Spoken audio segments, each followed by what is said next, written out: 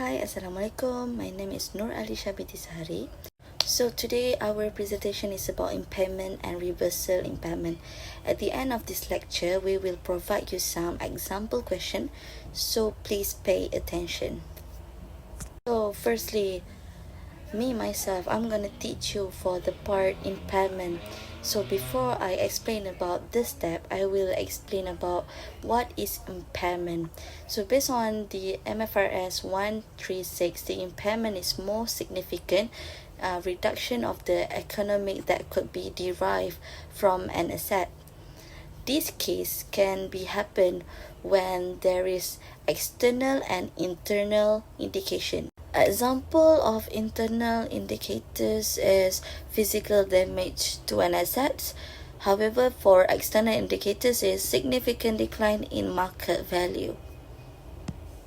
To begin, we should do the impairment test first, which is comparing the carrying value with the recoverable value.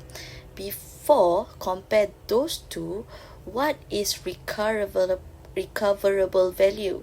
There is two types of amount under the RV. First is value in use, and second is the fair value minus with the cost of disposal. So usually the fair value that minus with the cost disposal are given directly, but however the amount of value in use should be calculated. How? Okay, firstly, all amount of the fair value that after the impairment indicators happen, you need to calculate one by one using the present value and add overall of the amount, and then you will get the VIU. When you got the answer of the VIU, you should compare with the fair value minus with the cost of disposal, and then between those two, you should choose the highest one.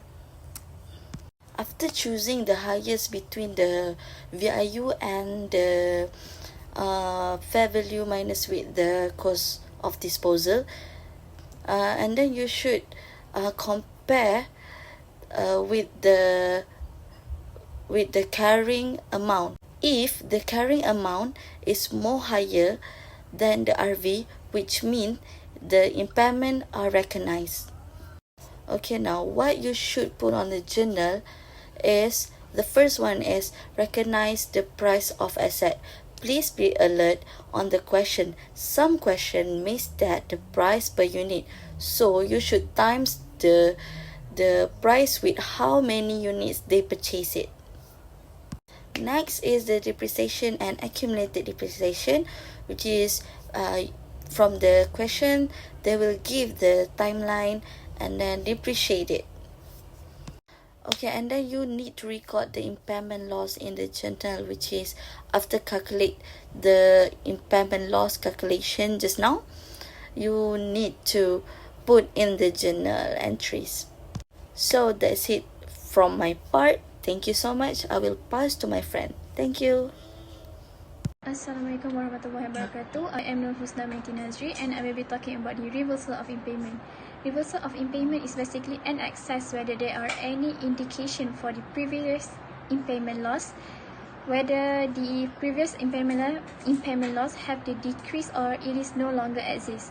Basically, if the recoverable value is larger than the carrying amount that is already impaired, it will be the lower amount will be taken as long as it is not exceed the carrying amount without the impairment. The first step for the reversal of impairment is you need to compare between value in use and the fair value, and it will be minus with the cost of disposal, and the higher value will be chosen. Step 2 is you need to calculate that and record the depreciation based on the higher value that is chosen, and it will be between the value in use and fair value that is less cost of disposal, and it will be recorded in the journal entries as debit depreciation and credit accumulated depreciation. And for the step 3, you need to find the actual carrying value by using the higher value and minus with the depreciation after the recoverable value date. For example, the VIU of the carrying value need to be minus with the 31 December of this certain year, and you will get the total. Step 4 is find the recoverable value of the asset. For example, you need to a revised recoverable value of the asset is determined for the asset as of 31 December 2020. For the step 5, find the carrying value if there is no impairment by using the fair value before impairment and minus with the depreciation before the impairment. For example, the carrying value will be minus with the depreciation before the impairment, and you will get the total. Step 6, compare between the recoverable value and carrying value if there is no impairment and take the lower value. When the lower value was chosen, you need to find the accumulated impairment, use the actual carrying value and minus it with the lower value that you calculate before in the step 6. Between the recoverable value and carrying value if there is no impairment, and record it in the journal entries as debit accumulated impairment, credit reversal of impairment loss, and also credit revaluation reserve. Step 8, you need to find the accumulated depreciation by using the depreciation before the impairment and minus it with the depreciation after the impairment, and record it in the journal entries. The journal entry will be debit accumulated impairment and credit accumulated depreciation. My name is Siti Khalisah, and now I'm going to present about the example question. So for the question, Fabricate Textile Berhad purchased a machine on 1 January 2017 for 2.3 million ringgit, and its useful life was estimated to be 14 years. The machine was revalued to 3.1 million ringgit on 31st December 2018.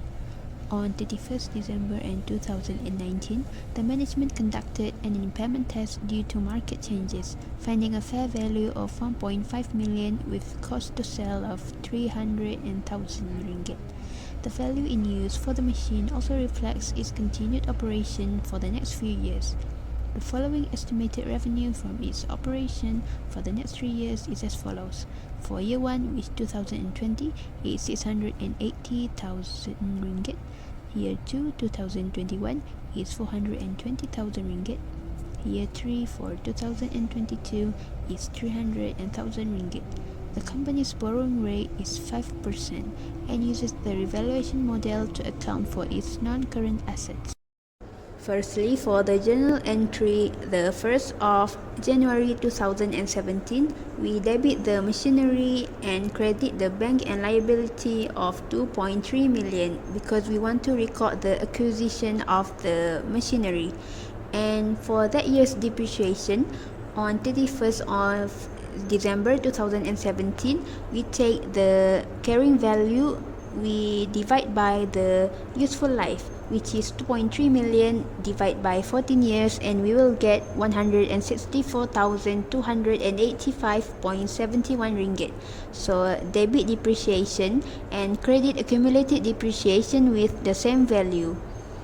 And for that year, there is no new fair value, so we can proceed to the next year's depreciation. So for the 31st of December 2018, the depreciation value is the same because there is no new fair value. So debit depreciation and credit accumulated depreciation, the values are 164,285.71. And for that year, there is a new fair value, which is 3.1 million. So we need to record the additional value, which is revaluation reserve. So to find the revaluation reserve, we take the fair value minus by the carrying value. So the carrying value is 2.3 million minus by the total of accumulated depreciation, which is 164,285.71. We multiply by 2 because for the year 2017 and 2018, so we will get 2.3 million minus by 328,000 571.43, and then we will get 1,971,428.57. So that value, we minus 3.1 million and we minus that value, and we will get the revaluation reserve of 1,128,571.43. So that value is put on the credit of revaluation reserve, and then we debit the accumulated depreciation, which is the value just now, 328,571.43, and we also debit the machinery because the machinery has a fair value which is higher than its original value on the acquisition date. So 3.1 million minus by 2.3 million, and we will get 800,000. And for the year 31 December 2019, there is an impairment. So firstly, we need to write the depreciation first. So depreciation, we need to find a new value because there is a new fair value. So 3.1 million, we divide by 14 years minus with 2 years because there is already pass of 2 years. So we will get 258,333.33. So we debit depreciation and credit accumulated depreciation with the same value. And to do a journal entry on the impairment, we first need to find the RV to compare with the carrying value. So the RV, there is two value that we need to choose the higher from. Firstly is the fair value minus cost to sell, and the second one is value in use. So the fair value is 1.5 million. We minus by the cost to sell, which is 300,000, and we will get 1.2 million. And for the value in use, so the company, it bears interest of 5%. So we need to calculate each of the next 3 years revenue. So for the first year, which is on the 31st of December 2020, we take 1 over 1.5, 1 over 1.05, we multiply by 680,000, and then for that year we will get 647,619.05, and we need to do the same for the second and third year, but we change the revenue to the respective years, which is 420,000 and 300,000. And for the second year, we get 380,952.38. And for the third year, we will get 259,151.28. And so the total of value in use is 1,287,722.71. So to compare the first and the second RV, and we will need to choose the value in use because it is higher. So the carrying value, we need to minus by the RV, which is 3.1 million. We minus by the depreciation first, which is 258,333.33, and then we will get 2,841,666.67. We minus by 1,287,722.71, which is the RV value in use, and we will get the total impairment, which is 1,553,943.96. So the accumulated impairment we put on the credit. So credit accumulated impairment with the value just now, and then we debit the revaluation reserve. So we need to take all amount of revaluation reserve, which is 1,128,571.43, and for the extra value from the impairment, we debit the impairment loss. So accumulated impairment minus by revaluation reserve will get debit impairment loss of 425,372.53, and that is all for the impairment part. Assalamualaikum and hi, my name is Siti Nazifah, and I will continue on the reversal impairment question and answer. In the question, it stated that by 31st December 2023, due to improved conditions, the machine's recoverable value increased to 4 million ringgit. So first of all, we will calculate the depreciation for the year 2020, which is 1287,722.71 divided by 14 years minus 3, we will get 117065.70. So in the journal, we will debit depreciation 117065.70 and credit side will be accumulated depreciation 117065.70. Next, in the year 2021, the depreciation would be 1287,722.71 minus with the depreciation in the year before, which is 117065.70, and then divide with the remaining years would be 14 years minus 4, and we will get the same amount as before, 117065.70. And in the journal, the debit side will be depreciation 117065.70 and the credit side will be accumulated depreciation 117065.70. In the year 2022, the depreciation would be 1287,722.71 minus with 117065.70 minus again with 117065.70 and then divide with the remaining years, 14 years minus 5. And we will get 117065.70. The debit side will be depreciation 117065.70 and the credit side will be accumulated depreciation 117065.70 in the journal. For the year 2023, the year with recoverable value, first we will calculate the depreciation for the year, which is 1287,722.71 minus with 117065.7 times by 3 and then divide with the remaining years, which is 14 minus 6, and we will get 117065.70. In the journal, we will put debit side depreciation 117065.7 and in the credit side accumulated depreciation 117065.7. Next, we need to find carrying value actual, which is cost minus with accumulated depreciation. The cost would be 1287,722.71 minus with the accumulated depreciation, and we will get 819,459.91. For the recoverable value, we already know the amount is 4 million stated in the question. And next, we need to find carrying value with if no impairment. The cost would be 3,100,000 minus with accumulated depreciation, and we will get 1,808,333.35. Next step, between recoverable value and carrying value if no impairment, we need to choose the lower value, and the lower value would be carrying value if no impairment with 1,808,333.35. After we choose the lower value, we need to compare it with actual carrying value. The amount would be 819,459.91. So the working would be 1,808,333.35 minus with 819,459.91, and we will get 988,873.44.